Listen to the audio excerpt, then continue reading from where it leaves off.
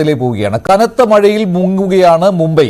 നഗരത്തിൽ പല ഭാഗങ്ങളിലും ഇപ്പോഴും വെള്ളക്കെട്ടാണ്. 6 മണിക്കൂറിനിടെ 300 മില്ലിമീറ്റർ മഴ പെയ്തതോടെ റോഡ്, റെയിൽ, വ്യോമ ഗതാഗതം താറുമാറായിട്ടുണ്ട്. ട്രാക്കുകളിലും റെയിൽവേ സ്റ്റേഷനുകളിലും വെള്ളം കയറി. മുംബൈ വിമാനത്താവളത്തിൽ നിന്ന് 51 സർവീസുകളാണ് റദ്ദാക്കിയത്. ഏറ്റവും പുതിയ വിവരമനുസരിച്ച് ഇനിയും മഴ തുടരുമെന്നാണ് കാലാവസ്ഥാ നിരീക്ഷണ കേന്ദ്രത്തിന്റെ മുന്നറിയിപ്പ്. ഐഷത്തുൽ ഷംന കൂടുതൽ വിവരങ്ങൾ നൽകും ന്യൂസ് ഡെസ്കിൽ നിന്ന്. ഷംന, എന്താണ് ഇപ്പോൾ മുംബൈയുടെ സ്ഥിതിയായിട്ട് ഏറ്റവും പുതിയ ദൃശ്യങ്ങൾ കാണിക്കുന്നത്?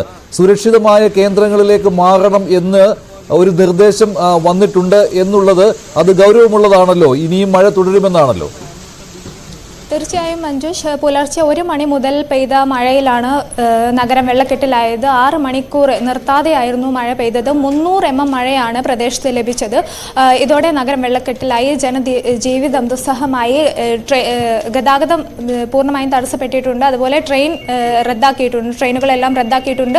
51 വിമാനങ്ങളും മുംബൈ എയർപോർട്ടിൽ നിന്നും റദ്ദാക്കിയിട്ടുണ്ട്. ഒപ്പം സ്വകാര്യ ഗവൺമെന്റ് സ്കൂളുകൾ, കോളേജുകൾക്കൊക്കെ അവധി പ്രഖ്യാപിച്ചിട്ടുണ്ട്. എന്തായാലും വരും ദിവസങ്ങളിലും നഗരത്തിൽ മഴ ശക്തമാകുമെന്നാണ് ഇപ്പോൾ കാലാവസ്ഥാ കേന്ദ്രം നൽകുന്ന മുന്നറിയിപ്പ്. അതുകൊണ്ട് തന്നെ ജനങ്ങൾ അത്യാവശ്യമല്ലാത്ത കാര്യങ്ങൾക്ക് വേണ്ടി പുറത്തിറങ്ങരുതെന്ന് കൂടി മുന്നറിയിപ്പ് നൽകുന്നുണ്ട്. എന്തായാലും വരും ദിവസങ്ങളിലും നഗരത്തിൽ ശക്തമായ മഴയുണ്ടാകും.